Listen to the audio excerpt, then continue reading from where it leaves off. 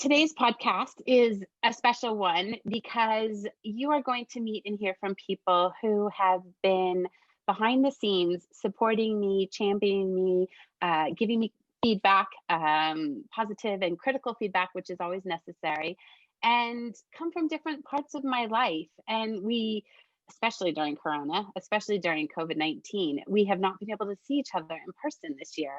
And that's really, really hard. On top of which, when you live in multiple countries, the people you know in each country don't always get to meet either. So today I wanted to take some time and first of all say thank you to each and every one of you on the screen today for all of your support and hear from you, hear a little bit about you, where you come from, and a little bit about your story, and then have just an open discussion about what was 2020 like? What were the good things? What were the bad things? What did you maybe learn from one of the podcast guests? Was there anything that you heard or learned that you were like, wow, that is pretty cool, or that's awful, or really spurred you on to maybe have a discussion with your daughter about investing? I know Abby's daughter has taken a course from me, so you guys all have, and so does Jean's daughters have taken the investing course. So first of all, because I can talk for a long time, let me just say thank you, every single one of you. Really, just thank you so much. Let's go from my screen, top left, and just have a quick introduction. So we're going to start with you, Abby. Sorry to put you on the spot. Tell everybody just a little bit about yourself and what you kind of hope to accomplish, or not accomplish, but maybe discuss today. Hi, Shannon. Everybody, my name is Abby Kapoor. I'm the CEO of ARC Management Consulting. We are a boutique marketing firm. We have an office in London and we have an office in Paris, and we work with luxury brands and professional services like accountancy firms, legal, property. So we have a mixed range of clients. Been running the business for the last 9.5 years. It'll be our 10th year in 2021. And what we do is we work very, very closely with our clients in terms of, managing their profiles across a range of services that we offer. Wow, where do I start? 2020. It's been an absolute interesting year. And I think what most out of everything, first of all, for the business, it's been an exceptionally busy year. We were quite fortunate that we haven't stopped working since lockdown, because we do digital marketing as well. All our clients were increasing their advertising and their activities online. We had a couple of clients that, because they were in the medical profession, they were, dentist and Harley Street and stuff. So we had to kind of pause. And one of our fashion clients, unfortunately, had to pause.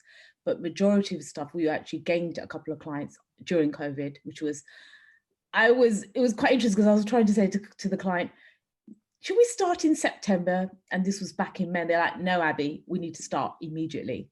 So on a business perspective, it was great.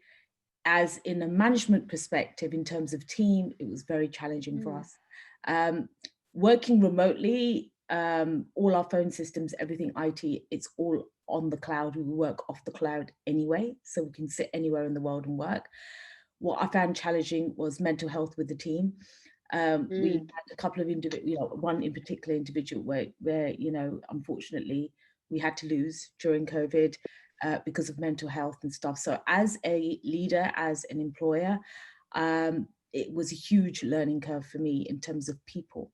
And that's what I've learned as a business in terms of making sure that your team is, you've got your ear to the ground in terms of ensuring that you know what's going on. And I tested myself so many times, and what I would have not agreed to 3-4 years ago, I was finding myself being a little bit more like, well, do you know what? Compassionate, that's the word, which was great, in terms of personal life, it was, wow.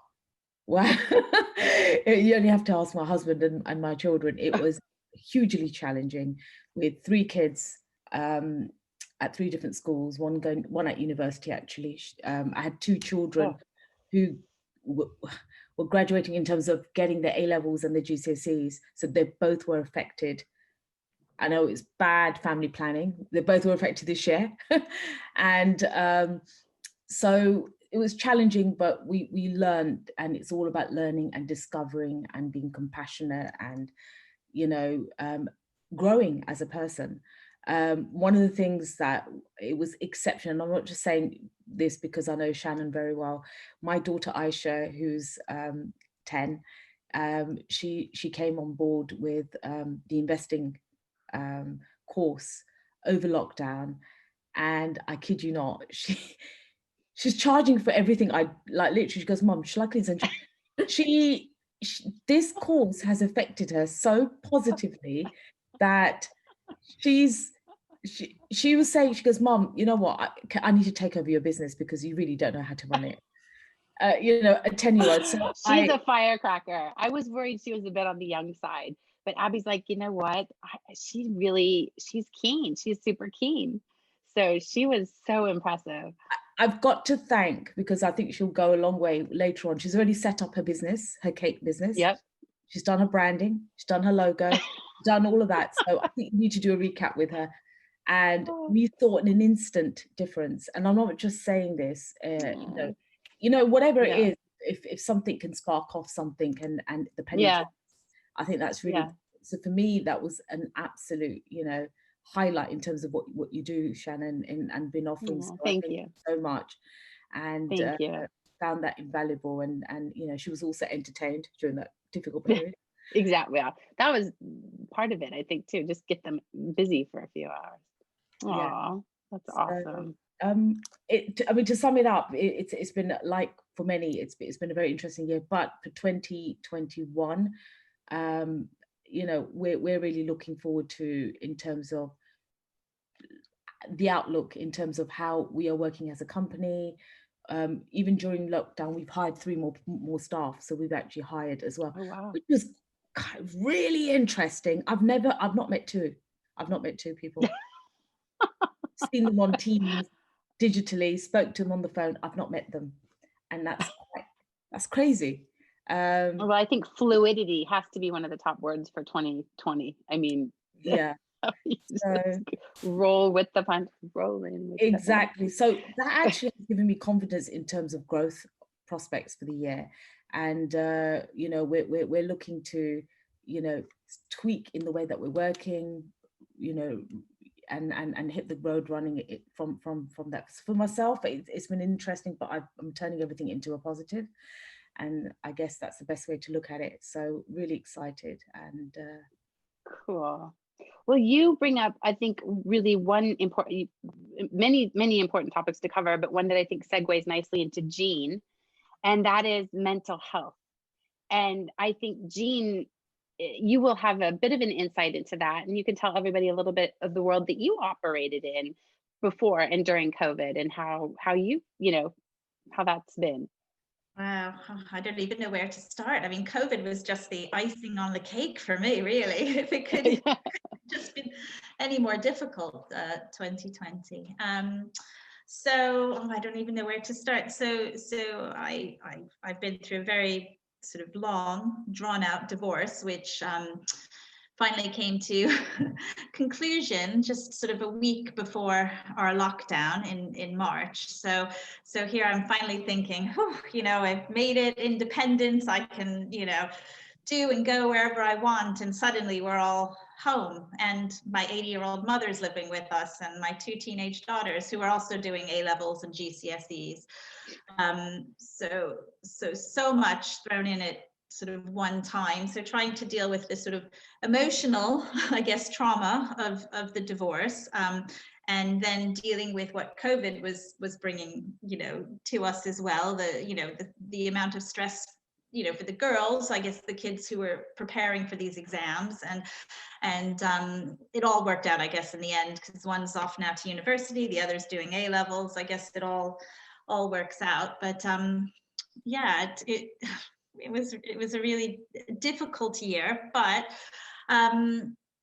on top of that, we sold our family home, which we were in for 15 years. So that was quite difficult. Emotionally, again, it just brought up stuff. But, you know, on the positive side, I am now sitting in my own home. I'm the only person on the mortgage. It's just my home. So I can buy whatever I want, decorate the way I want. And decorate, yeah. And I've had a really good time, you know, settling in, having work done, making decisions. I guess finance is probably the biggest area I had to sort of learn about really quickly.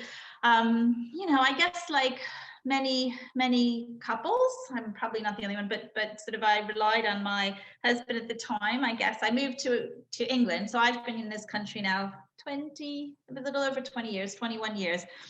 And, you know, came to England with a suitcase, got married and never went back.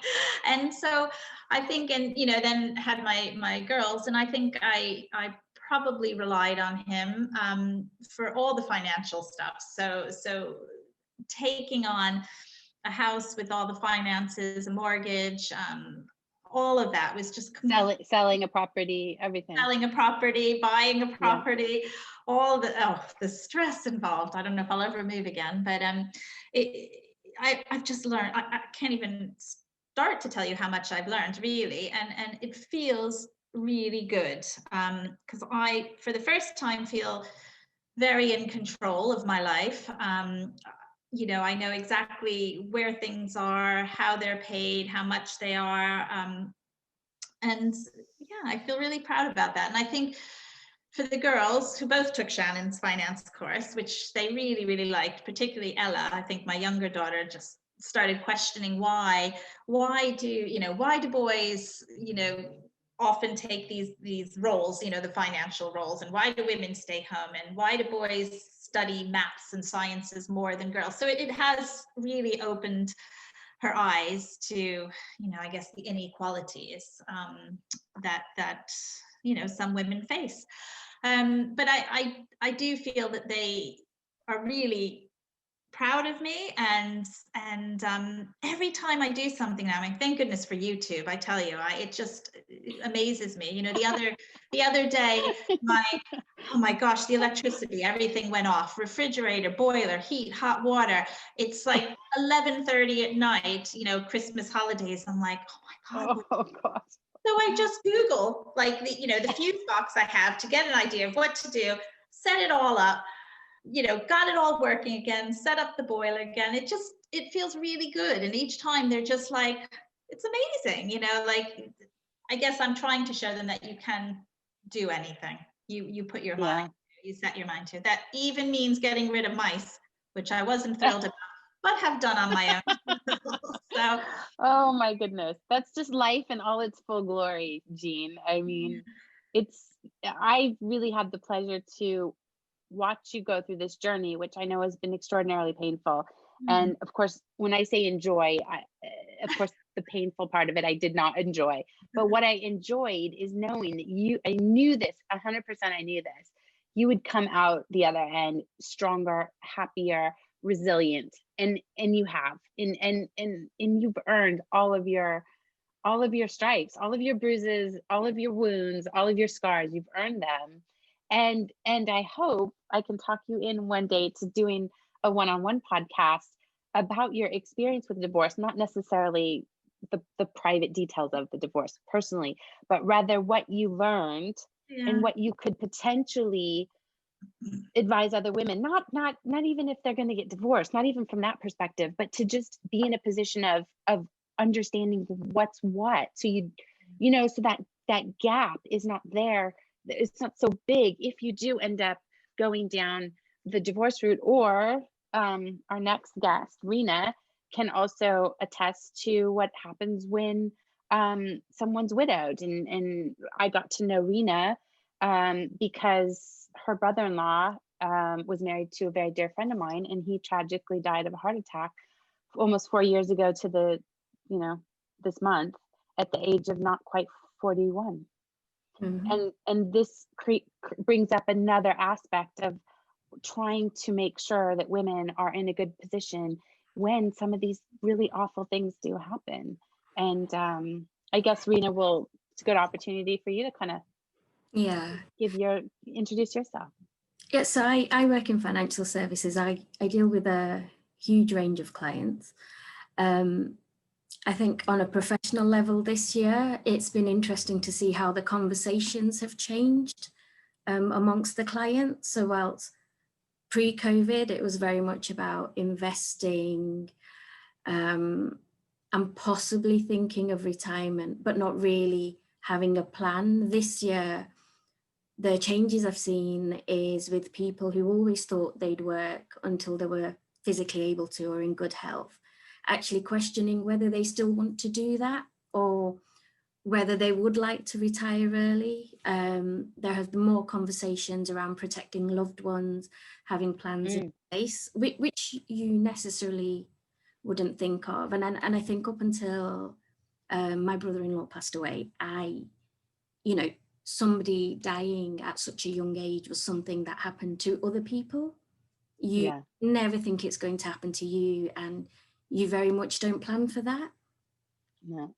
But seeing something like that happen, and I think with COVID around the world, people have lost loved ones prematurely. It has really changed the conversations people are having with me in terms of maybe taking out life cover, making sure that should anything happen to them, there is a plan in place for any children, for any spouses. So I think this year, from a professional perspective, the conversations have changed, still having just as many conversations as before pre-COVID, but they are very different conversations. And I think also with the UK going into lockdown, after the initial shock of what was happening, a lot of people pulled out old paperwork, like you do. You have a lot of time on your hands, and decided to review their circumstances and really had a good think about what they wanted out of life.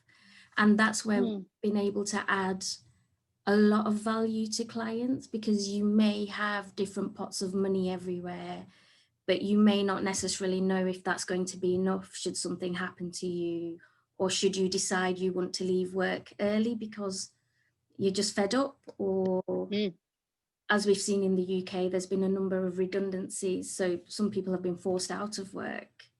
Again, it's been there've been more meaningful conversations around what clients are wanting out of life.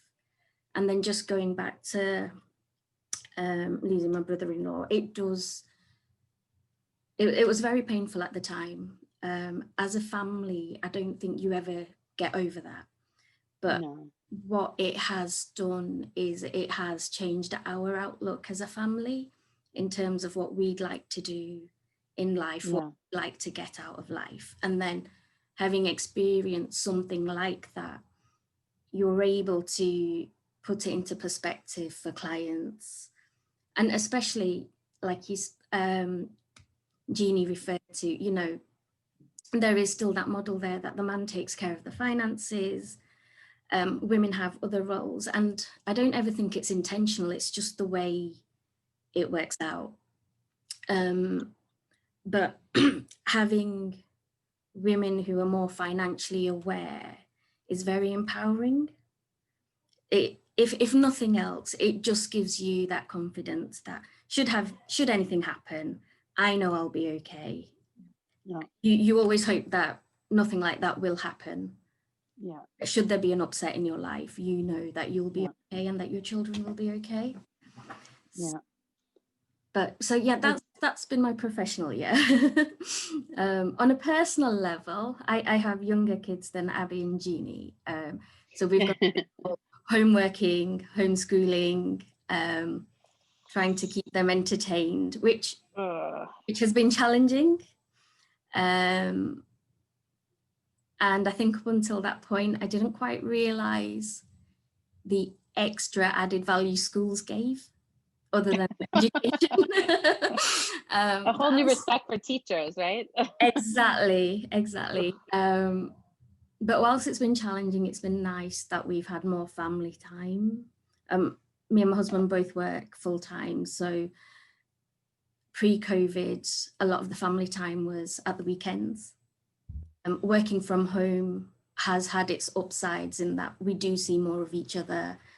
We can get out for bike rides, walks, things like that. Yeah. So challenging, but I think interesting year, definitely.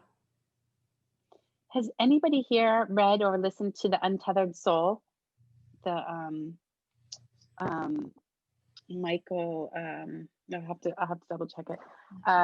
It's a fantastic, either you can do audio or read it, but the chapter 12 is the chapter that I found the most, like, kind of just grabbed you, and it's a chapter on death, and it says nothing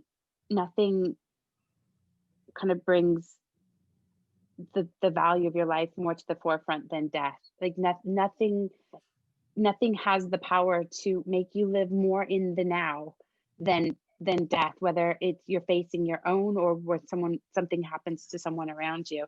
And it's kind of the irony of life that we as human beings, I don't know, we sometimes need that jolt of tragedy that forces us to live more authentically. Now, I guess the goal is that we don't that we live more mindfully ahead of that. But it's so easy to get into these routines and get just into the rut and forget what we're all living for is not necessarily just to do the job from 1 hour to the next. And I think part of my hope with the podcast over time is to highlight both people who've just decided to walk their own walk and live a life that's authentic to them, but also if you invest young enough, you actually have so many options later in life. Now, for those of us of a certain age, we now just have to make do with what we've done, and we move things around and whatever. We get a side hustle if we need to. I don't know. And we still have lots of options to us 40-plus-year-olds. But for the Natalies and the Acacias joining us today, God, I mean, the less you have to put in, right? The earlier you start, the less you have to do, and the more options you have down the road.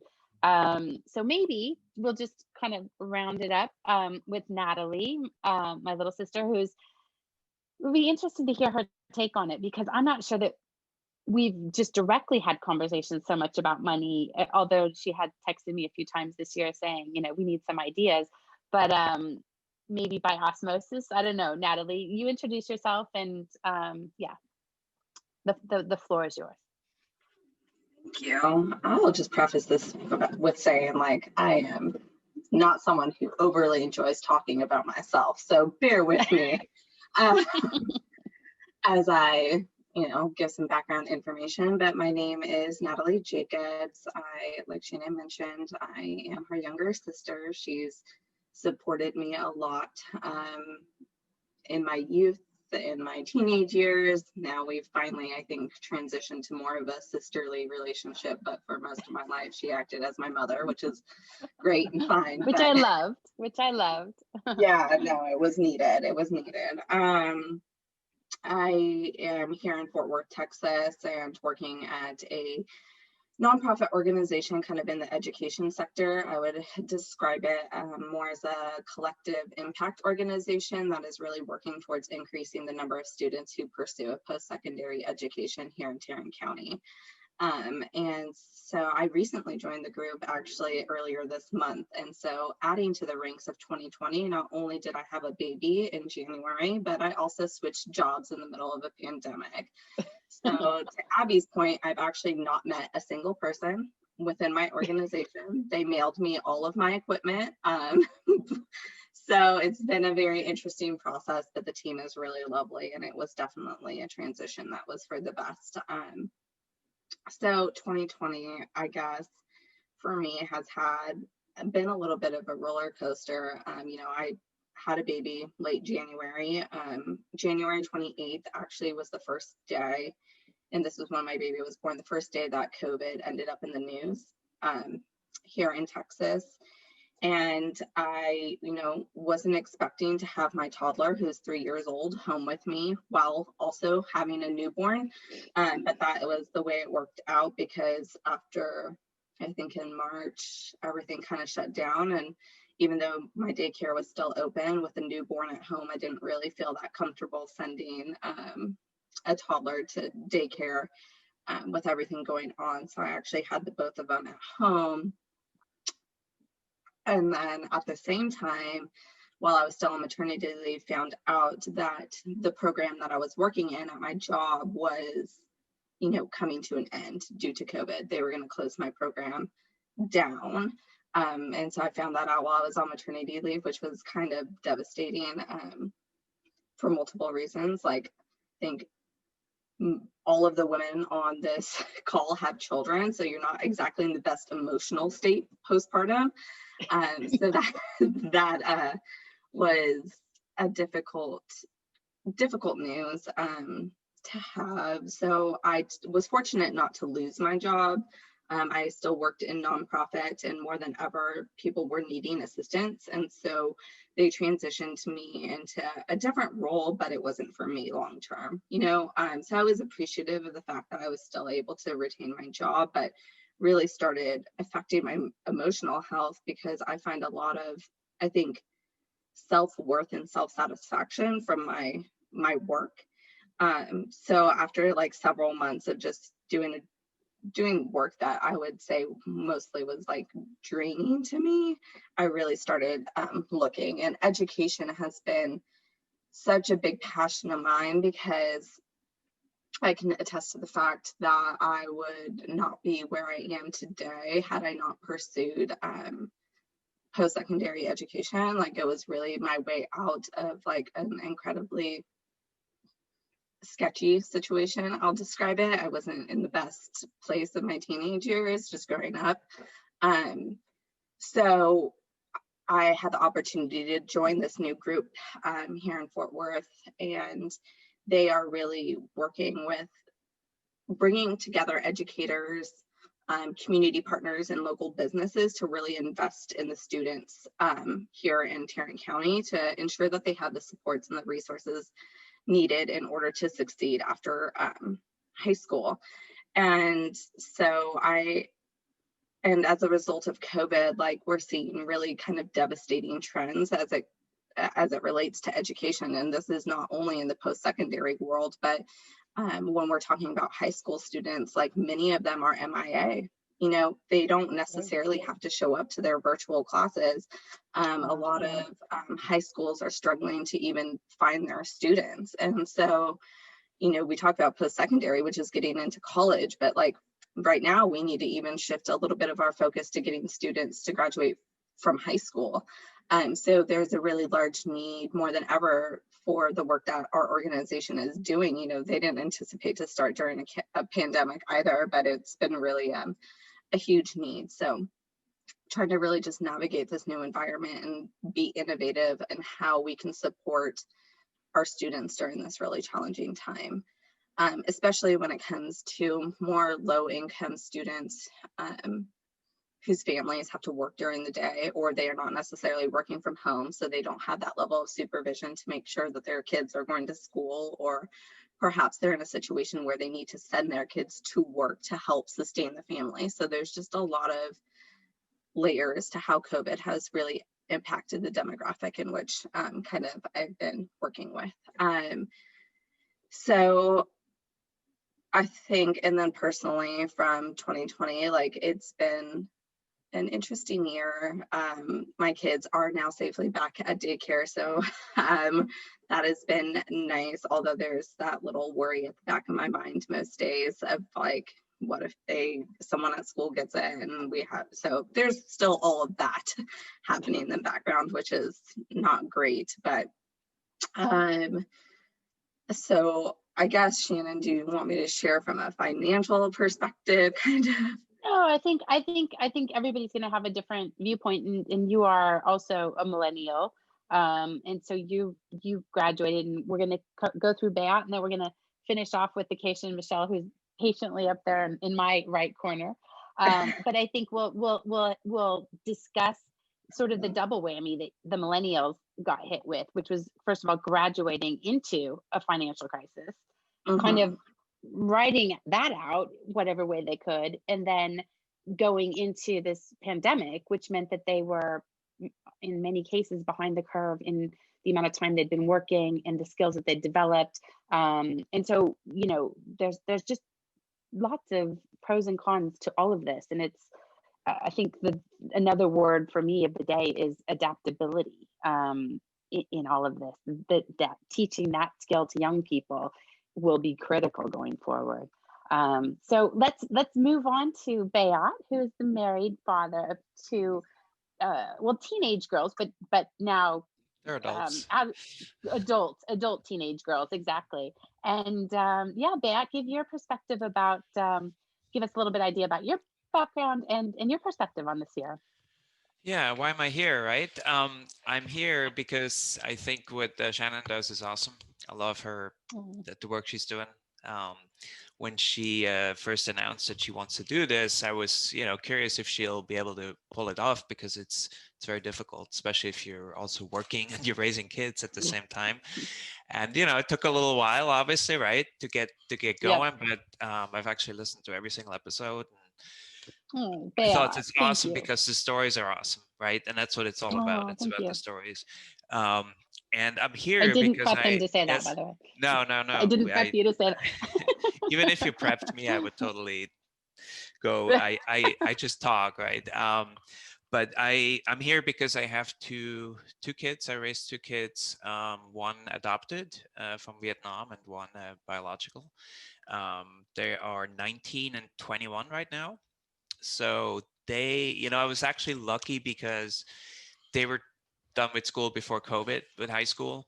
So I didn't have to go through that. I have so much respect for all the parents who have kids who are still in school and have to do all the remote learning. I can't even imagine. My wife and I have said to each other, we're so lucky we didn't have to deal with that part. My older one just finished community college, her 2-year degree, and will probably do another 2 years somewhere.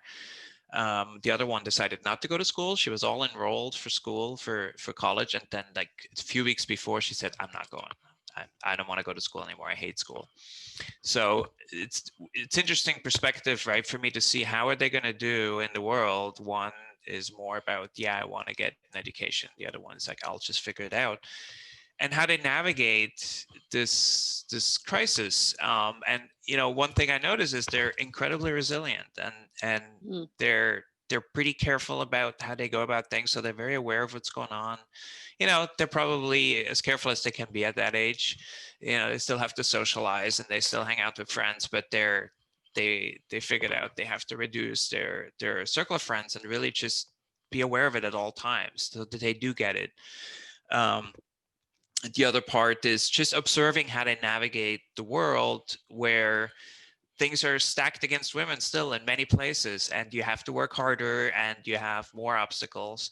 And I think one reason why I'm more aware of that maybe than the let's say average guy is that I've lived with a disability since I was 19 years old, so I know what it means to have to, you know, overcome more stuff, and so, you know, it's comparable in a way. It's just you have more challenges, and you can choose to push through it, or you can choose to kind of give in. And so yeah, that's been really interesting. It's also been really interesting, you talked about the you know, Black Lives Matter movement and the racial justice movement, and how they've dealt with that was really interesting. We'll probably get to talk about that a little bit. And then the other part, the finance part, I think we need to make this like a 4-hour podcast because there's so much to talk about, is the financial part. You know, on one hand, I try to really not interfere too much with what they're doing and how they choose to live. More like I feel like I want to be more of a consultant and somebody they can, you know, confide into and ask for advice rather than just pushing stuff on them. And it's very difficult because some stuff you have to kind of just, you know, you have to introduce them to actively, but also you want to step back and let them be who they are. So on the financial side, it's interesting. Well, we can probably talk about that a little bit too. You know, how can you get, and that's not just girls, of course, it's you know, all kids. How can you instill It's young people, some, yeah, an understanding of how it works and how really things are stacked against them unless you choose to leverage what's around you in a responsible way so that you get to participate in, you know, the economy and the wealth too. For me personally, we've been okay this year, and I don't want to talk too much about myself. Essentially, I'm a software engineer. We do translation. I've worked for Intel for 20 years, got fired when they laid off everybody, and work for some smaller companies now, a company that my friends actually started. And I now manage a team of 10 localization engineers. And I love the company because it's 50-50 women and men. It's pretty diverse otherwise, but gender-wise, it's really pretty split. And my team is split 50-50. And I think it's the best way to work. That's how, you know, your environment should be around you. It should reflect the population. And so I'm lucky in that regard. So yeah, that's kind of my quick summary. Well, thank you for joining us. And you've brought up a couple big points, and educating young people on just being aware of money and investing for their own benefits, not in a way which is maybe so far removed, like you just have to save money. I don't think that resonates with young people. Just put money in the bank when they see friends having different things, parents, the different wealth, buying children, you know, iPhones or whatever, I don't know. But helping them to be motivated for, I think you have to, each child's different. Some might respond to having more money to buy things that they want. Others might be motivated by the fact that they can live wherever they want. They could travel wherever they want one day. They can start their own business one day. So I guess that's the variable for the parents, is to try and find what's the carrot, because they, you know, have some discipline early on in life and then down the road. So, and then of course I do want to come a bit onto the Black Lives Matter topic, because it's a big part of this year. And I know it's not necessarily a big part of, well, it is a big part of what we're doing, actually. Black Lives Matter specifically has caused me to change some of my behaviors, and I wouldn't mind talking about if that's happened with the rest of you a little bit. But until then, let's hear from our last people from the tribe, Michelle and Acacia, who are in Portland right now as well. So we're definitely representing my hometown with this podcast today. So tell us, Michelle and Acacia, tell everybody out there a little bit about yourselves. So I'm Michelle, and this is my daughter, Acacia. She's 25. I'm going to let her introduce herself first, because she doesn't talk as much as I do. That's true. Thank you for springing this on me. Well, you agree on something. That's good. Like Natalie, I don't love talking about myself very much. So this is going to be short-ish and sweet. Like my mom said, I'm 25, so I'm a millennial. I was thankfully done with school altogether when the pandemic hit, and the pandemic kind of escalated very quickly for me. My job went completely 100% remote at the beginning of March. They completely shut our offices down, and then about 2 weeks later, I was part of about half the company that got laid off.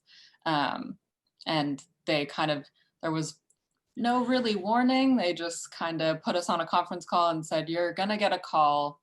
If you get a call, you're laid off, and we'll start the process of that happening.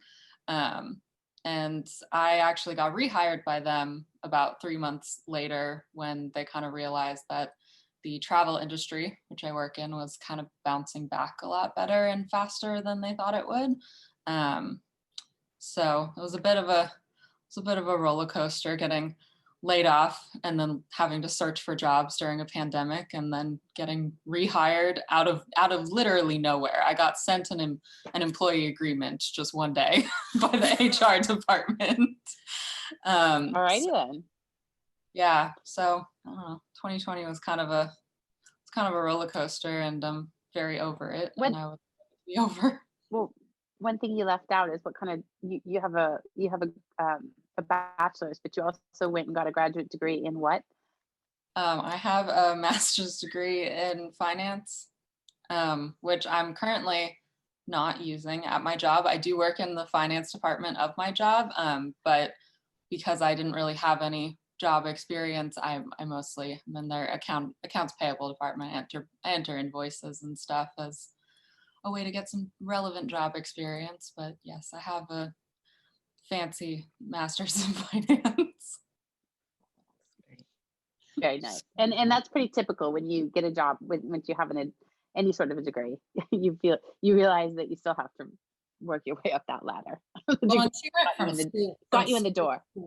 Yeah, just straight in undergrad. She got 2 bachelor's degrees, and then kind of took a year to just not be a student, and then went straight into her master's program, which she did in a year. And that, just because she did everything on such a fast track, it didn't really allow for those like internships and things like that. So I think that just for you people who have teenage daughters, it's definitely or will have, it's a disadvantage to a degree to do so much. She did so much, and it's so great, and I'm very, very incredibly proud of her all the time. But there are, there's downfalls to that. She had a lot of peers that were able to, focus on internships and translate that into different jobs immediately. So that was an interesting thing that I honestly had never thought of, because I did nothing with my college degree.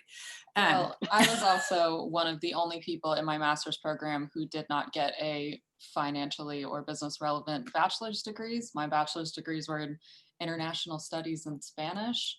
And everyone else in my program, apart from one other girl, all got accounting degrees or business degrees or finance degrees. And so I was also at a slight disadvantage for that too. Yeah. So Michelle, you go. Sorry. Yes, I'm her this lovely woman's mother. I work in the mortgage industry. I am the director of operations at a small private lending company. I absolutely love my job. Thank goodness. It was a bumpy road getting to this point in my life. I try to remind my daughter of that constantly when she gets a little discouraged at the fact that she's not using all of that education right now because she's kind of paying her dues. That I got a degree in political science, and that was incredibly pointless in retrospect, but it was great. I liked it, but it didn't translate to much for me. And I had my daughter in my early 20s, so that also took my life in a different direction. And I raised my daughter completely as a single parent, and I didn't have a lot of I didn't have a great foundation, we'll say, financially, which is actually why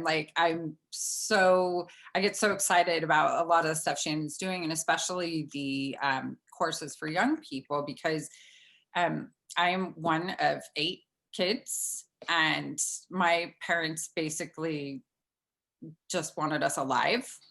For lack of better thing, they certainly didn't have time to teach us the finer details of life and setting yourself up for a future or anything. So I have it was a bumpy road getting to where I am, but now I have a great job that I absolutely love. I work in a really interesting, very small environment, and work for there's a man that owns the company I work for, but and Shannon can attest to this, he definitely treats me on equal ground, which is great. we both have our roles within the company. He's a unique individual and is very aware of what he's good at. And I am his polar opposite. So it's really nice. So we work well. We were able to, I'm able to do all my work from home, really, with the benefit of somebody stops by here every day and we kind of exchange items that need to go back and forth to the office for physical signatures and whatnot. But I am able to work from here and primarily have been since March. I'm super, super grateful for that.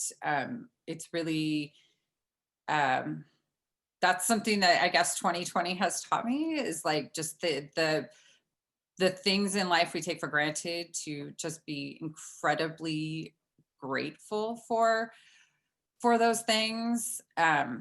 We've been, I think my biggest challenge really has been that we have just been stir crazy. We generally travel quite a bit and do things. Like I'm not necessarily somebody who has to constantly be surrounded by friends. I miss it a ton. I miss interacting with people. I am the person who like introduces myself to strangers, just to get to know you like people. to travel. Yeah, you know, travel. and we do that, and you know, this year has been none of that. So that's been hugely challenging. But at the same token, that's like, you know, that's really my biggest challenge for the year. Just feeling that just like compression of constantly being home, and in the big picture of life, I'm super grateful that is the biggest challenge I face this year.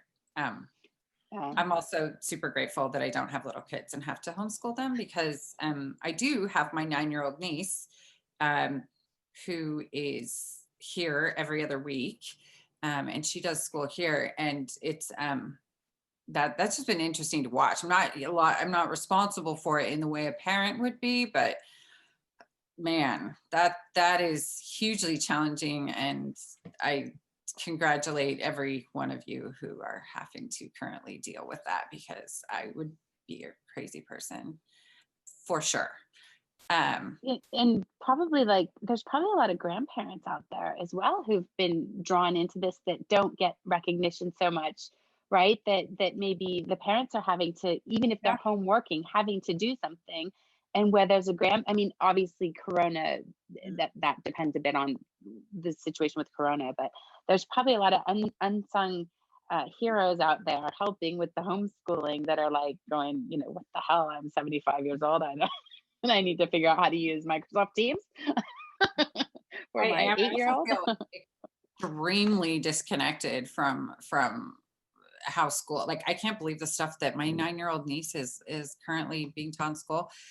I don't remember learning that stuff until much later in life. So yeah, I mean, that's maybe definitely I just the don't, case. or maybe I just don't remember. But yeah, that's been an interesting little piece of the puzzle too. But yeah. Well, so thank you, everybody. Thank you for giving your introductions and telling a bit about yourself. And I know that some of you are really not used to doing this, and I really thank you for doing that, coming out of your comfort zone. Keep in mind that somebody listening is going to represent or resonate with each one of you on this podcast today. And when you're feeling a little bit out of your comfort zone, think of somebody listening that might be better off from hearing your story and hearing, you know, being motivated. Because look at all of you come from such different backgrounds, different experiences, different age children, different ethnicities, different genders. You all are going to resonate with somebody out there, and so thank you for doing that and kind of putting yourself out there.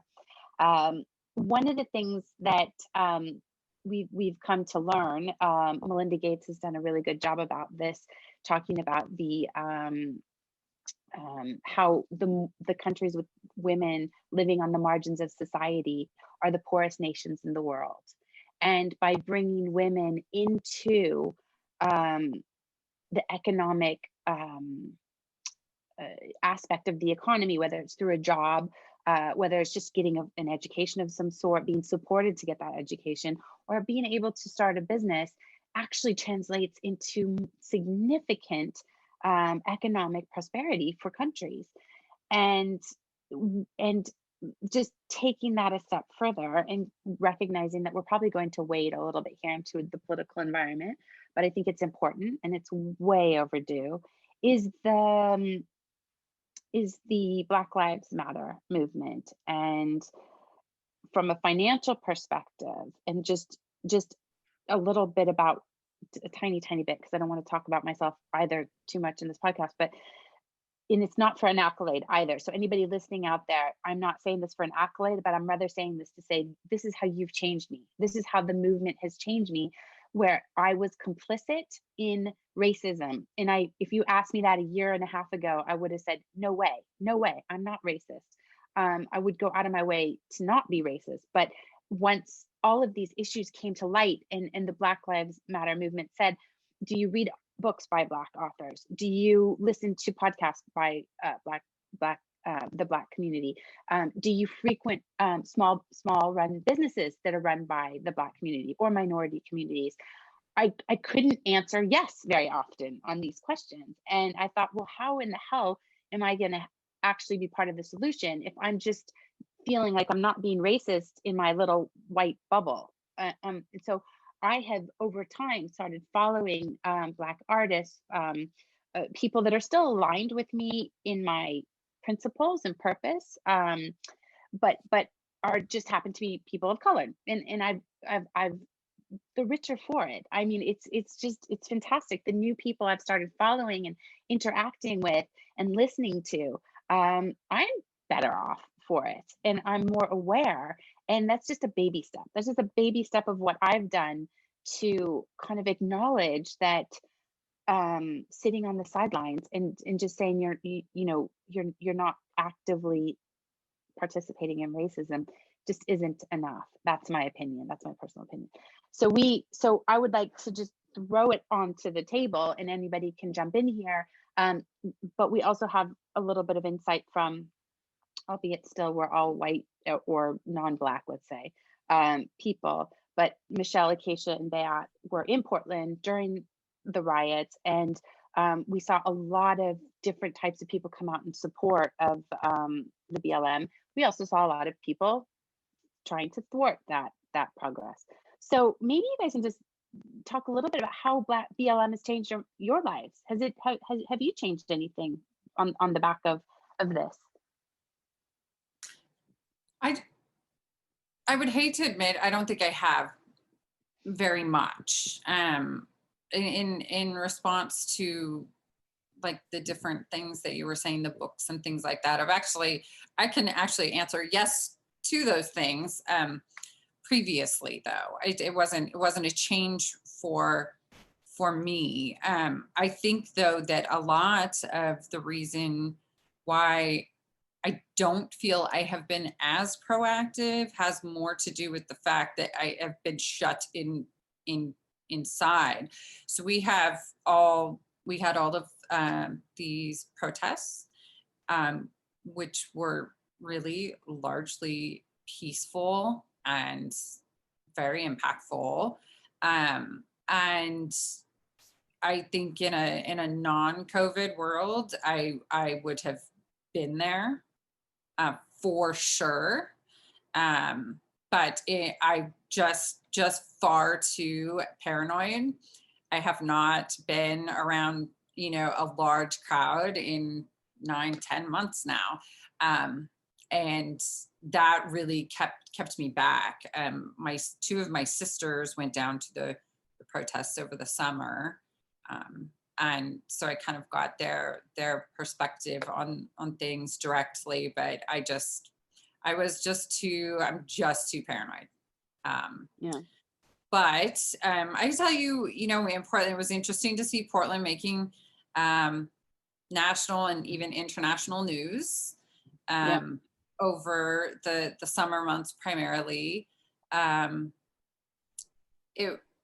especially because we just had a lot, every time I talked to somebody from a different state or something, it was, Are you okay? yeah, it was, are you Yeah. okay? So, so we live downtown in downtown Portland. So, just, you know, a quick walk, really 10-minute, 15-minute walk down to where the biggest riots, sit-ins, protest type things were being shown on the news.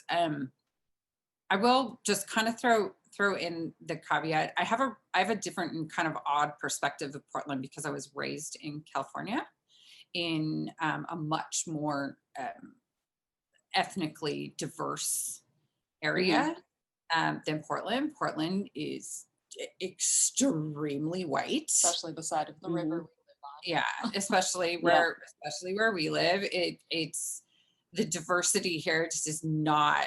It's not the same, and it's it was a really odd adjustment for me to begin with. So, but I've been in Portland now for almost 30 years. So it's better than it was. It is because of Nike and Intel and Adidas and all these big companies. Yeah, and we do. So you do get that, but it's very different. And so anyway, so Portland's just kind of an odd place, a weird bubble to look at this from. And I will say that my general response to people when they were asking about the riots here was that those were primarily happening in about a 3 square block radius from up here where I live. You know, because kind of walk uphill to get here, you wouldn't know anything was happening downtown. So I think the media really took those things that looked bad and negative and blew them out of proportion instead of really focusing on the wonderful, peaceful protests that really were the bulk of what was occurring. We have a really magnificent view of the city, and like we were able to see the one of the protests where they walked over the bridge and took up the whole bridge. And I think Acacia told me it's on that shot is on the Google. Yeah, Google's year in review thing. Okay. And so we were able to see stuff like that. And it was just all these people walking on the bridge and you know, occupying and peacefully, you know, saying, look at us and we want change. Rather than, you know, then you'd see the thing on the news, you know, the things on the news, and it was just very, they showed the violent actors, I suppose. Yeah. What about you, Bayat? Oh, sorry. You know, it's been interesting because my daughters were both actually at many of the protests, and I joined a couple protests briefly. I don't walk well, so I joined on my bike safely on a couple of the marches, which was really cool. But and we talked a lot about it at home, and really that was the important part, right? That the discussions it created, and I was always careful to just, you know, let them speak. And I love to talk, but I try to listen more. And, you know, we had good discussions, but I also had to, you know, tell them things like, you know, change is incremental, it's slow, and you take 2 steps forward, but you take 1 step back. Sometimes you take 3 steps back, and that's how society works, right? So, you know, you have these goals that you're asking for, demanding, but that doesn't mean they're going to happen. But change will happen. I mean, it's changing some things, it's changing some people's minds. And then you get, you know, it's actually interesting, and I don't mean to call you out, Shannon, but the few times you brought it up, you said you used the word riots, right? Which is what the media did to us, because that's what they mostly covered. They talked, you know, 10% about the protests and 90% about the riots, whichever you want to call them.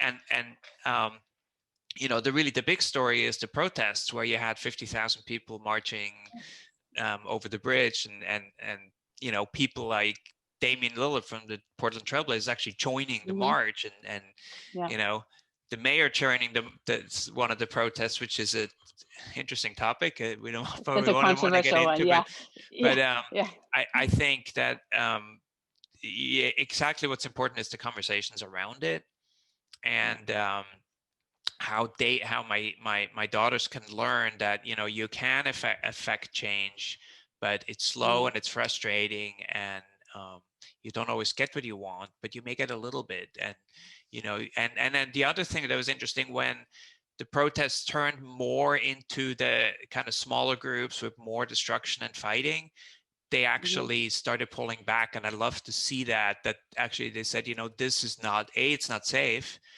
and B, we're not really cool with this. I mean, we're angry, and in a way we understand it, but we don't really want to be part of that. So they actually started not going towards the end, and they just started doing other stuff. Like my older daughter started making clothes out of clothing scraps and then selling them at they had some events where they were connected to the movement, and they were trying to sell stuff to raise money for things, you know, for the cause. And she would start doing that. And I said, you know, that's so great, because that's such a creative thing. So you're still supporting the cause. You may not be at those protests, but you're doing something, and it's creative. So you actually get something out of it too, because it's a creative outlet while things are difficult. So I thought that was really cool. I was really proud of them, how they navigated that. You know, I mean, I could tell they were frustrated and angry, but they really still made good decisions about it. They also stayed safe, you know, in regards to COVID. They both work in restaurants, so they're exposed to people all the time. They've been working in restaurants the whole time, and still are. So they have this extra layer of exposure from the COVID side too. And just watching them make good decisions, and hopefully we get to take some credit for that. That was really nice to see.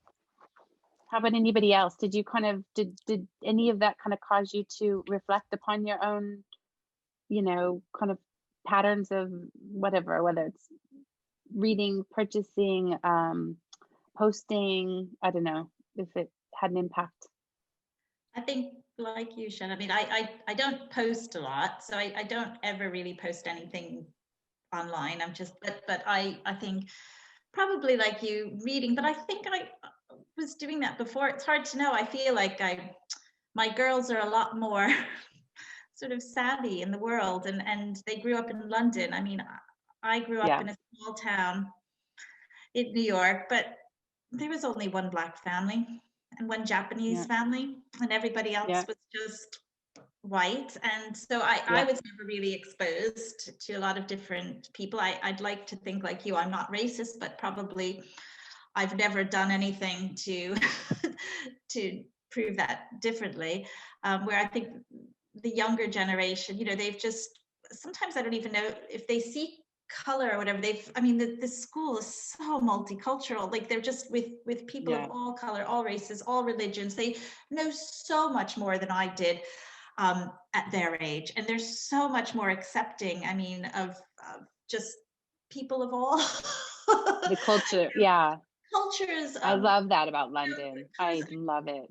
Gender, it's just everything is, you know, sometimes I just trying to sort of keep up with it all while they're, you know, explaining it. But I think, I mean, things that I've probably tried to do with them, I'm thinking, you know, just expose them. When they were younger, yes, they went to a school that had lots of different people, but taking them to, you know, listen to Malala speak. I remember shortly after she, you know, shot in the head, you know, for trying to, you know, because education, I think Natalie was talking about how important that is, and I think we live a really privileged life, I think, here. We do. We do. Everybody on this call leads a privileged life. Expose them to things like that. You know, we've seen Michelle Obama speaking, you know, talking about, you know, just trying to go see different people speaking. But I think COVID has really opened my eyes to this sort of inequality of, you know, it's quite a racist pandemic, and again, I feel, you know, I didn't mention before, but I do work with I work for a rare disease charity, and many of the people are you know, sort of ethnic minorities, and you just see the difference. I mean, I feel almost embarrassed that I get my weekly food shop delivered, and yet, you know, I can just go online, do that so easily, and I'm trying to help people get food just to survive for a few days, or spread it out for a week in these food bundles that, you know, the government sends out. It's quite quite difficult. But I'm hoping I've done a good job with you know, my children, and they you know, will go on to make positive change in the world. I think from a financial perspective, what one thing I guess that I'd like to highlight over time is the benefit to society in general when you don't have people of color or ethnic minorities marginalized, when they're equally welcomed and participating in the economy. Why wouldn't you want that? Like, why wouldn't you want to do everything you can to have as many productive citizens of your country or in your city? I don't, this part, I just don't understand it. I just don't understand it. So supporting Black businesses is one way I think that we can help. That's just, again, I'm not here on a soapbox. I am not an ethnic minority. I am a woman, and that has got, could potentially be perceived as some disadvantages there, but I would never compare the two at all. And so what I would like to do is just see that everybody has as much of a chance as possible, and whether, regardless of gender, regardless of religion, regardless of skin color. And so I guess I just wanted to bring that up, because I think that the more we are welcoming of different, not just people of color, but religions, right? Different religions, and the more we understand and talk to our kids about it, which, as you said, Jean and Michelle, that they are very knowledgeable, more than we are in that as well. These guys have a different experience than the rest of us. So I thought it was just an important topic to kind of bring up. I'm aware that we're getting on with time, so I know that there might be some kind of time pressures for some of you, and I just wanted to ask a couple very quick questions, which are easy ones. And I wanted to say, what was the best? Everybody answer, not at the same time. What was the best book you read this year, or listened to? What was? Does anybody have a favorite book that they read? Keisha, you've got to be able to answer that. One of my top books of the year was actually very, I think, outside of what I usually read, because I very much read a lot of mystery, thriller, fantasy, sci-fi, mostly written by white people. I don't read a lot of books about Black cultures or immigration or stuff like that, simply because I don't resonate with it as much. But I read Marlon James's new book. I believe it's called Black Leopard, Red Wolf, and it is a fantasy epic, and it is based on a lot of African mythology, and that was probably my top books of the year, which I was a bit surprised about, honestly. Oh, cool. Well, we'll put that in the show notes so people can kind of link to that. That's fantastic. Yeah. Anybody else have here we go. What is that? Tom Peters. The Pursuit of Wow. I don't know. Oh, that's a massive book. So I'm a quarter way through, but it's a fabulous book, and it's about sort of changing and making those changes in personal development and in business. So I did order it from that. It's quite a thick book, but this is what I'm reading. Fantastic. I love it. That's right up my alley. I was going to say one of the good things about COVID actually is having more time to read. I mean, it's been real. I mean, I've always loved reading, and then life got so busy, pre-COVID. So it has allowed me to take a step back, and so I like reading, but I've also now one of the things I love doing is listening to podcasts or stories. I've joined Audible, so when I go out for my run or my walk, I love listening to books and stories. And I'm so embarrassed, Shannon, because I'm trying to remember. Hear Me Roar. What is the name of the title? That the book it's not called, and I keep having that in my head. Untamed. Untamed. I keep saying Hear Me Roar because there was a bit in there. So that was You're a goddamn cheetah. That was very timely for me. But I also read the Kamala Harris biography, and now I'm reading Americana. And Americana is fantastic. That's a really good book. Just started that. So really good. And I mean, what is so interesting about Americana is she's an African woman who doesn't have the experience of a Black American woman, and she shows the different cultures from her experience, and never mind the fact that she's a fantastic writer as well. But it was really interesting, and that's the first time I was in my face aware of how we politicize Black women's hair, or the people of color's hair. And she so poignantly was like, an afro does not make me some militant person. I mean, it's ridiculous. It's just, I was like, oh my God, you're right.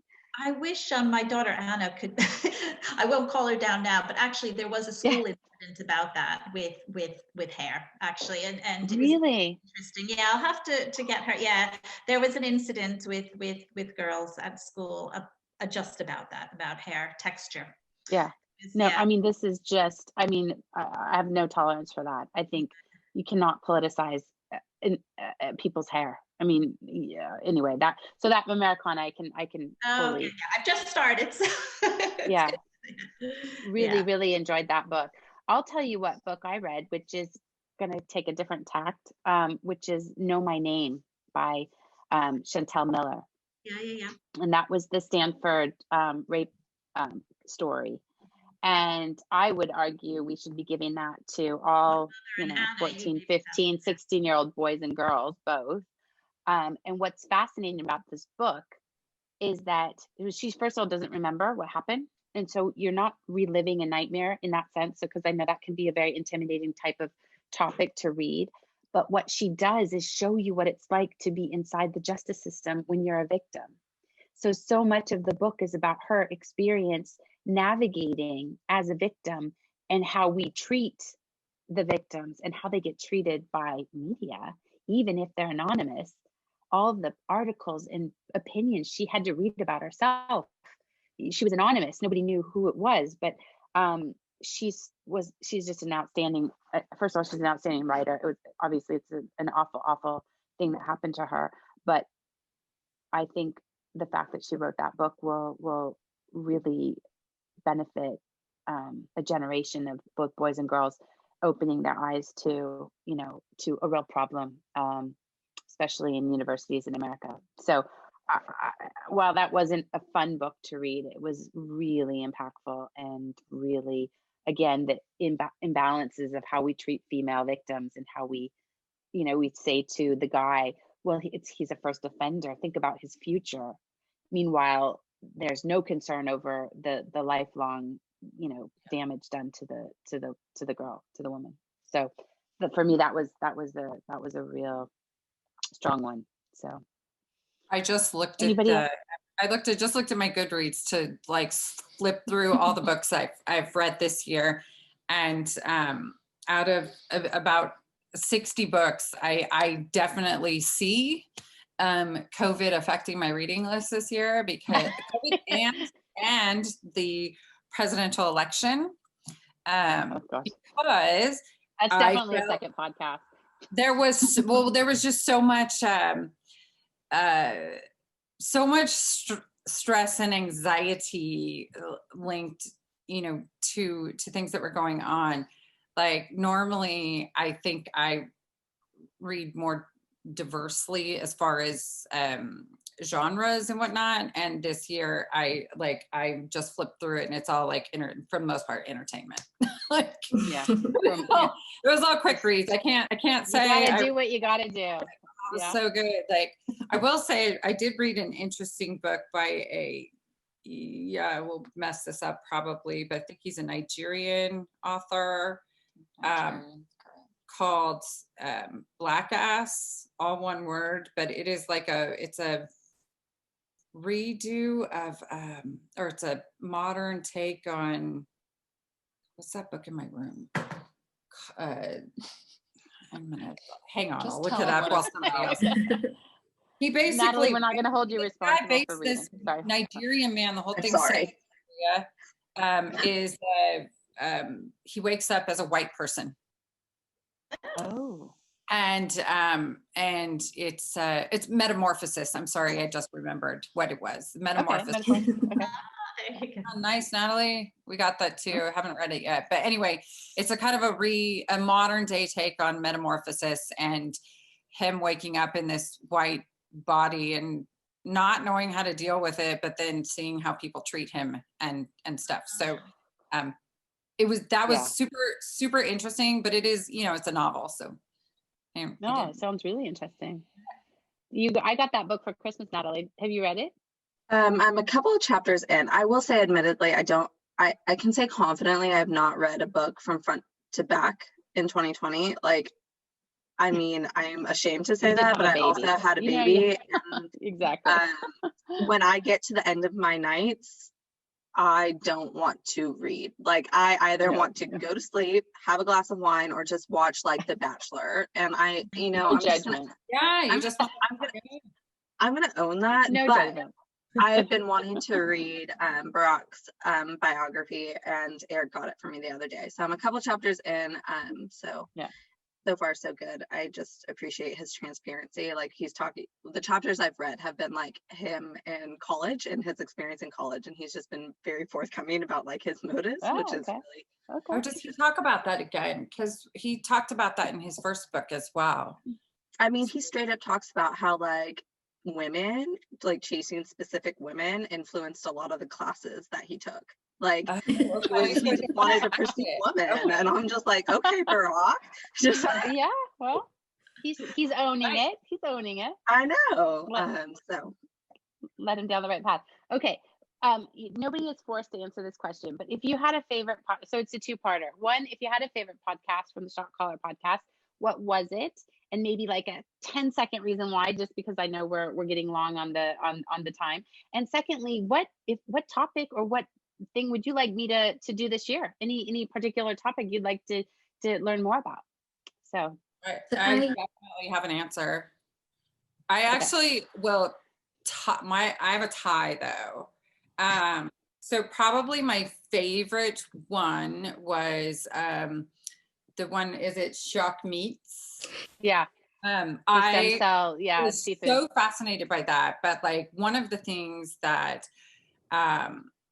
I really appreciated was that I never felt lost. Like, I said this to you before, like sometimes, there will be a topic and I'm like, oh my God, my brain is melting. Bitcoin, for example. Yeah. So, but like, and it's just I just can't wrap my own brain around that. But the ladies who were on that podcast were so fascinating, and I felt like they were able to communicate to unscience-minded people, for lack of a better thing. And I really also appreciated that they like addressed not just the environmental impact of this product they were creating, but they kind of talked about the packaging, and that's been such a huge thing for me, and something that actually I've taken a lot more heart into this year, after seeing kind of the pictures of what lockdown did to the environment. And just being like, oh my God. And there's so many things that are so obvious, but also it's so part of your daily life. You don't really think about it. And that leads me into the other one that I thought was like really, really impactful was the woman, the fashion reporter. And how she talked about fast fashion, and that and just organic cotton and things. And it's like, listening to that, I just thought, duh. This is stuff that I literally already know, but don't consciously think about on a daily basis. So like, I mean, I needed new sheets, and I was like, I went out of my way to find like organically sourced, like all these sheets after listening to that. No joke. Do you hear that, Dana Thomas? You had an impact. Just things like that, and like just trying to find like something, okay, you should just, if you can, obviously if you're financially able, spend more now and spend it once, rather than spending over and over again 10 times on something that's not as well made. And so both of those for me were just like really impactful and really, really good. Cool. So funnily enough, Sorry, you go ahead. oh, sorry. No, no, no. I had my two favorites were the same as Michelle's. Okay. So I think for the shiok meats one, you see a lot of plant-based meats around, but not so much focusing on seafood. With the increasing narrative around, being particular about where your food comes from, the impact meat has on the planet, it was really interesting to see what they were trying to develop in terms of the seafood, how they'd gone about it, but also the shocking statistics of how much is actually wasted. Yeah. Which I didn't quite realize. And then, yes, secondly, again, with us and the recycled clothes and the salmon, I think there's been a lot of talk in the UK around fast fashion recently. Yeah. And that kind of compounded it. But what I liked about all the podcasts were the underlying themes of the resilience, the innovation, and then also the diversity of the people on the podcast, different backgrounds. Good. Oh, thank you. Achieve. So yeah, that's important to me. Will continue to do that. I really want to get as diverse as I possibly can on the podcast. Yeah, and for me, it's not obviously in terms of sort of the business side. It's about, the organic, the health and well-being, and that's really important, especially during sort of COVID, where everybody's taken they've highlighted, in terms of what can I do better? Can I go for a jog? Can can I eat better? Can I source great products? One of the podcasts with, I think it's Antara. Oh yeah. So she discovered the startup series, the Body by Organics. Body, yeah. And I found it extremely interesting because it's something it's about learning. And I think any podcast is great. You can read every single business books, but in terms of health and well-being, what I took away was, it's really important to sort of look after yourself. She discovered one of the inspirational stuff, and she's an entrepreneur, is she found her business and found and stumbled across, sourcing ingredients, right? Exactly. Yeah. And just trying to make something that suited her skin, because she grew up with her mom making some of these products in, they both had different experiences, but one in Kenya, one Indian raised in Kenya and then immigrating to the UK, and not being able to find products that were more natural based, less chemically based. But she stumbled across that from researching what was currently in the market. Yes. And discovered that, and that's innovation. One recommendation that I would say, Shannon, it's only a bit of a personal thing. I think you should do something more around, something around sort of women and menopause. And yes. Oh my goodness. Jean agrees with you. Oh my gosh. Please. It's coming. I've done my first quarter 1Q planning. You're going to see it in the social media. I'm going to do, we're going to do Veganuary and sustainable materials in January as much as possible. And then we've got February is going to be fintech, cybersecurity, and March is going to tie in with International Women's Day, and it's going to be all about women, and it's also going to be about aging, but not just menopause will be part of that, but also the Century Club, living to 100, but living well. And what's the cutting edge of technology there? What are the products and the medical side of it? So, but definitely, I agree with you, and I will. So March is coming, and if you have people that you come across, female scientists or women who manage menopause in some particular way, send them over to me, because I'm putting together the monthly themes, and I would like to do health and beauty is basically March. Nice. So that's a great idea. Love it. Can I just say about the ones that I really like? Yes, of course. Just in terms of fast fashion, I wanted to say again, it's a generational thing, but it ties into finance as well, but also doing good. But both of my girls, and maybe those with teenagers, mine just shop now on this sort of Depop clothing websites and eBay, and they never buy anything new anymore. Even the gifts they give to people are mostly used gifts they buy. So like, and they like supporting loads of money, not loads, I shouldn't say loads, but they, financially they make quite a good, sum of money by selling stuff. And then they buy things from other teenagers. I mean, it's just I don't know that website. Is it a UK website? It might be England. I don't know if it's just in England, but if you have teenagers and that's all they do, so that financially, they're making back, because okay, well, I'll have a look at that. They still wear things, to a party, say. They'll buy it off Depop, somebody else who's worn it or somebody else who's worn it 3 times, and they sell it on and they sell it to another place. So they're really, God, that's brilliant. Fashion, like that. But I was going to say, in terms of my favorite podcast, I'm really into Scandi dramas, and I really love the Danish police one. I love that one. I felt like I was, because I love that was my first podcast. Was Shilda Bodil? She would love that. She would love that. I love that one. I just love that. So that was good. But it was a cool and different story, and it was kind of a safe place for me to start because I knew her daughter, and I was actually visiting her daughter who was having twins, but had some complications and had to be laid up really for quite a long time. And I went to the hospital just to bring her some, whatever, cookies and stuff. And we're sitting there talking, and her mom was there, and her mom started telling me a little bit about her life story. And I was like, oh my God, maybe I should put you on my first podcast, because I was getting ready to do the podcast anyway. So cool. That's great. Yeah. Cool. Do you happen to have any plans to do a stock market course for, millennials perhaps? I mean, I'm totally willing to sit in on a teenage one, but it'd be really great if I do. I would do that.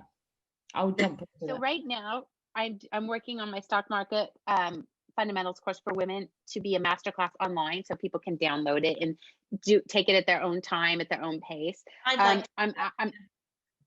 so that is actually, I've been working on hours on that.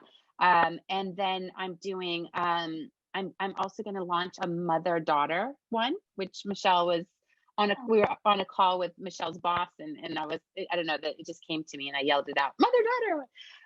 But yes, I can do a millennium one. I like that. I had an idea to do finance Zers, so Generation Z, but yes, millennials should come ahead of the finance Zers, the Gen Z. So yes, I'll do one on millennials, and I can focus in on millennials specifically. Most of the courses will have some core content that will be the same no matter what, but there will be, for the women course, I talk about female financial abdication gene, which is exactly what you talked about. Almost 62% of women in the UK abdicate to a male spouse or partner. In the US, it's, I think, I had to double check my numbers, over 58, 60, close to 60. UK and US are similar. Switzerland's over 70%. Beat, actually, we failed to mention that you're from Switzerland. The countries with the lowest abdication are actually the South American countries. So Brazil, Mexico, these are women who are much less likely to abdicate their financial decisions to a man. So that was quite interesting. So we'll talk about that. The other horrible statistic is that the millennials, at least in the US, this was a UBS study that they did across 7 or so regions, and millennial women are actually abdicating at a higher rate to men. So that was a disturbing find. Now that was not no, I know, Natalie, you're very, very good. No, and it was not a massive study, but it was about just under 4,000 women interviewed, not all millennial women of different ages. Mm-hmm. But of the millennial women interviewed, that was a disturbing statistic. So we do want to address that. So yes, I can do that. Yes, for sure. Okay. Beat, you listen to every one of them, which I think you're a super fan. I'm going to send you something. What do you think? Well, so quickly on the reading part, I just wanted to follow up on that. Yes. Because I don't read books, and that seems shocking maybe, but it's mostly because I sit at a desk most of the day. And the last thing I want to do is not move and read a book because I have some back problems, and sitting there reading a book is just so uncomfortable. Plus I have undiagnosed ADD, and reading, I just can't. I love to read, but it doesn't work for me. So podcast is the best medium for me, right? Podcast, audiobook. Occasionally I do some audiobooks. I think the last book I read was J.L. Collins, the Simple Path to Wealth, which is one of the most basic finance books that anybody who doesn't really want to get too deep into finance should read to get started. It's a lot of, it's US centric somewhat, but I think the basic philosophies work for anybody. And that's the last thing I read on my phone, I believe, during work breaks. But from the podcast point of view, I actually really like the 7, I think, 7 Graham Still Rise, an Intersex Humanity story. I thought that was really fascinating. And one reason I find that so fascinating, because again, I have 2 girls, and I realized that you know, gender can be so fluid with both of them. There's actually some fluidity going on, and you know, I have to learn that. And you know, growing up in the old times of Generation X, you know, and my parents are, even though they're very open people and they're actually pretty cool with all that, I think they, you know, they wouldn't totally get it, and I didn't grow up really understanding that. So that's been a really interesting one to me. But really, all of them, I think there's not a dud in your lineup. You know, there really isn't. Thank you very much. The Cake Lady. The Cake Lady is a Black woman, isn't she? Yeah, she is. And in Switzerland, living in Switzerland. Yeah, right? Living in Switzerland. And Dantoise and I talked about actually doing an event. This all happened right before COVID really hit. And she's very, very entrepreneurial woman. And she really is someone who says what she thinks. I mean, and some of what we discussed on the podcast, I was a little bit surprised about, because we talked about using the N word, right? And that was something that I had explained to her. In Switzerland, they don't filter the songs here like they do in America. And so kids are exposed to some of these words and they use them, which makes me incredibly uncomfortable. I don't like it. But then I if they hear it on the radio, and it just becomes a very murky, you know, kind of thing to navigate. I can tell my own children, they know my own children never, ever would use those words, but their friends do.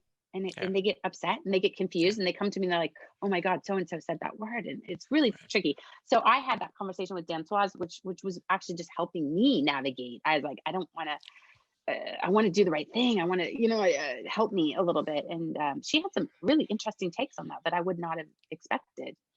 So I think that there'll be a follow-up with her, because she's she just got some interesting insight into these kind of cultures.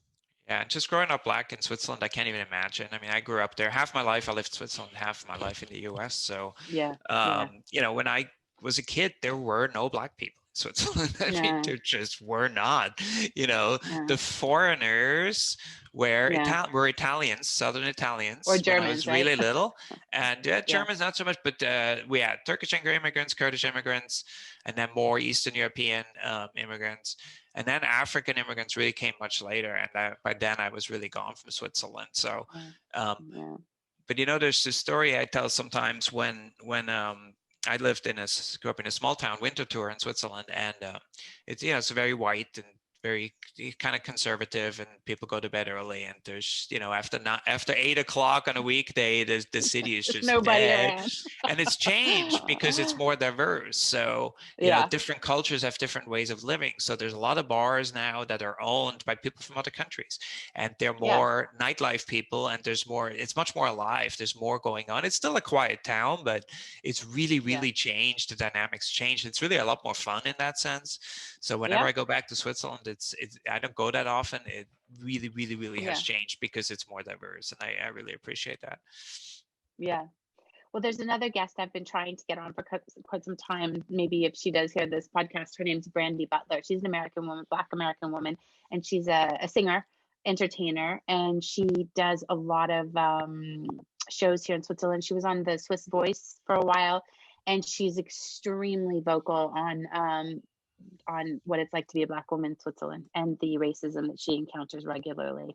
And she really puts her voice out there to her own peril quite often, because she also talks about what, you know, feedback she gets back from people, and she's got a child. So her ex-partner's Swiss, white Swiss, and she's, you know, Black American woman.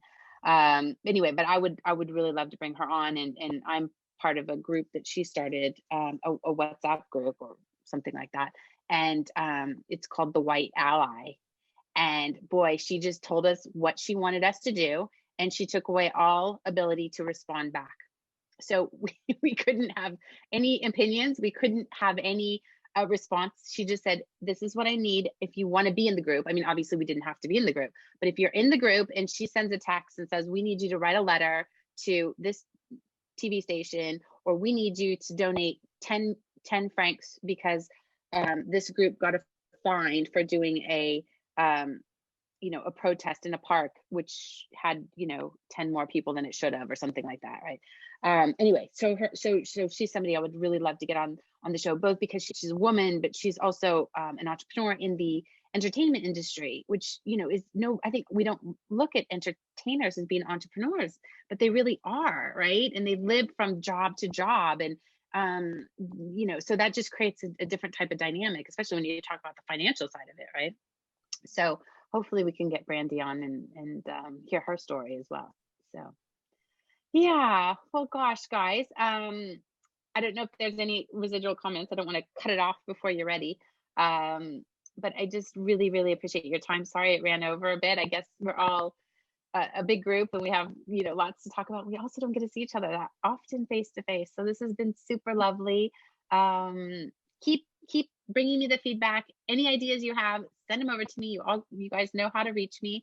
And, also spread the word about the courses for wives, aunts, daughters, friends, because I'm creating a tribe and I want it to be as inclusive as possible. And I know we can make a better world for everybody. And I'm going to die trying, people. So. But we'll look forward to seeing your next series of podcasts in the new year. I'm really excited to sort of thank you, listen to them. And it was a pleasure meeting you all. I hope one day Shannon I know we'll have a big party in London. To bring it all together under one roof and we can all meet. But what a lovely, lovely, lovely group of people, Shannon. So thank you. Thank you, Shannon. See you. Yeah, thank you. Thanks, everybody. We'll be in touch. Everybody stay safe. And, send all your love to all your family who I know. And thanks again, guys. Take care. Bye. Bye. Happy New Year, everyone. Bye. Happy New Year. Happy New Year.